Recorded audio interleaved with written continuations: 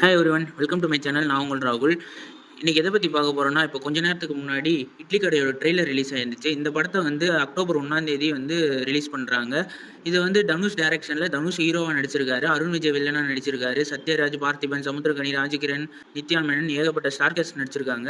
இந்த ட்ரெய்லரை பார்க்கும்போது என்ன தோணுதுன்னா வந்து, ஒரு பாப்பாண்டியில் எப்படி இருந்துச்சோ ஃபீல் குட்டாக, அதே மாதிரி வந்து இதுலேயும் கொஞ்சம் ஃபீல் குட்டும் கமர்ஷியலும் சேர்த்து கலந்து எடுத்திருக்காருன்னு நினைக்கிறேன். ட்ரெய்லர் பார்க்க அவ்வளோ சூப்பராக இருக்குது. சிவனேசன்ற இட்லி கடையை வந்து நடத்திட்டு வராங்க கிராமத்தில். அதுக்கப்புறமேட்டு இவர் வந்து பெரிய குக் ஆகி வெளிநாட்டிலலாம் வந்து வேலை பார்க்குறாரு தனுஷ். அதுக்கப்புறம் அது பிடிக்காம மறுபடியும் கிராமத்துக்கே வராரு போல். அருண் விஜய் வந்து வழக்கமான ஒரு பிஸ்னஸ் கிளாஸ் வில்லனாக இருக்கார்.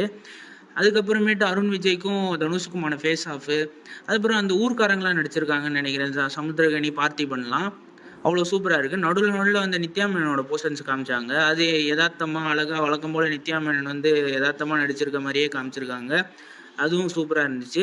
ஜிவி பிரகாஷ் மியூசிக் போட்டிருக்காரு. ட்ரெய்லரில் பிஜிஎம்லாம் நல்லா இருந்துச்சு. இந்த ட்ரெய்லர் உங்களுக்கு எப்படி இருந்துச்சுன்றதை வந்து கமெண்ட் பாக்ஸில் சொல்லுங்கள். வர அக்டோபர் 1 வந்து இந்த படம் வந்து தியேட்டர்ஸில் ரிலீஸ் ஆகுது. நெக்ஸ்ட் வீடியோவில் பார்ப்போம். Stay peace, stay safe.